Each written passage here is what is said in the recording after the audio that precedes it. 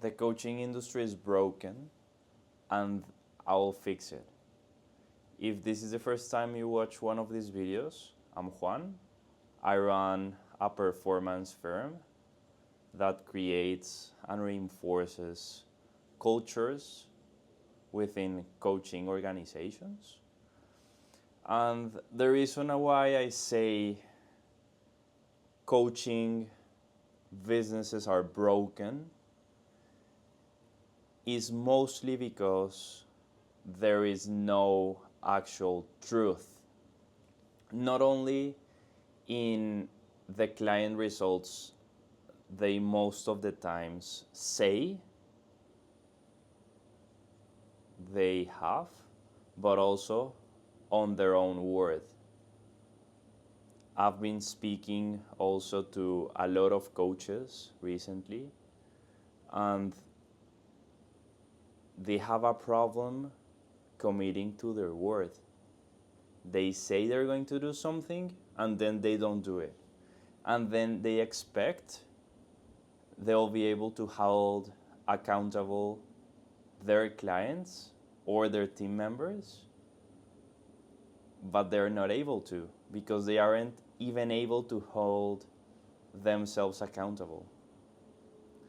And that ends up with this spiral of I'm promising something, but I'm not able to deliver because I don't have the standards to deliver, both in terms of client results, but also in terms of career advancement when it comes to team members. And I was reflecting on this recently on my previous offer, in which I coached more than 700 doctors on how to pass an exam and ran a team of 13 people. I noticed that my key players, my top team members, stayed with me for a long time. And the reason why that was the case was not because I was paying them more necessarily, but I was actually selling them on a mission, on a vision that mattered for them. I remember my ex-setter, telling me he loves to be here, he loved to be on the company because of what we did and how we did things, that we weren't scamming people. And it's too ridiculous for me to even consider this possibility, but 90% of coaching programs or more are scams. So you have an industry that is growing year after year, that is expanding, but 90% of it is full of dopamine coaches just showing Stripe screenshots, showing their Lambos, but not actually providing client results because they got good at marketing, and then they are not able to deliver. And when that happens, they burn their market, then they start another offer, then they sell trash, and then they continue the cycle.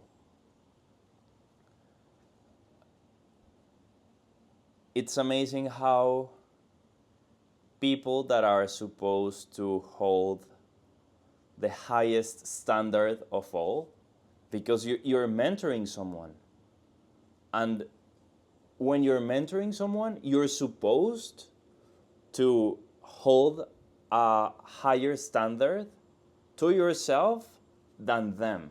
And that's why you're able to mentor them, or you are qualified to mentor them. But actually, in the coaching industry, is happening the other way around. So you have people that got good at a couple tactics, but when it comes to growing a team, they are not able to do it. They don't know how to create culture. They don't know how to make team members stay with them. They are not able to sell more to their same clients, and then they say the ads don't work.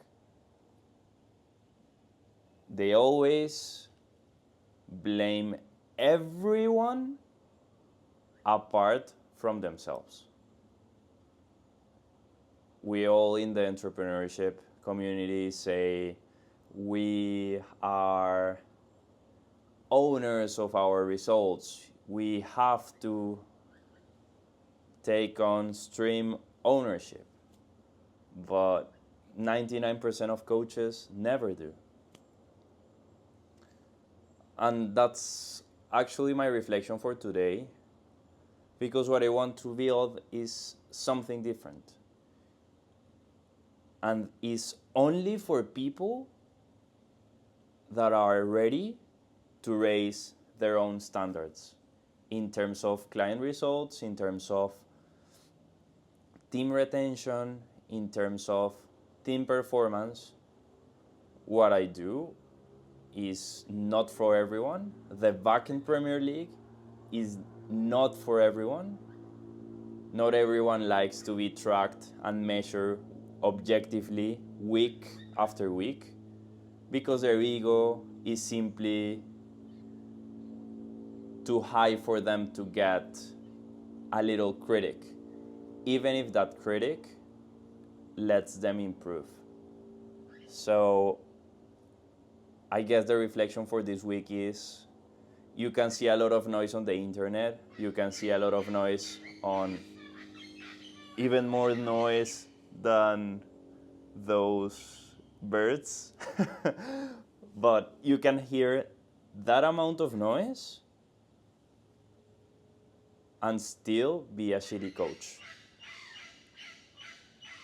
If you don't want to be a shitty coach,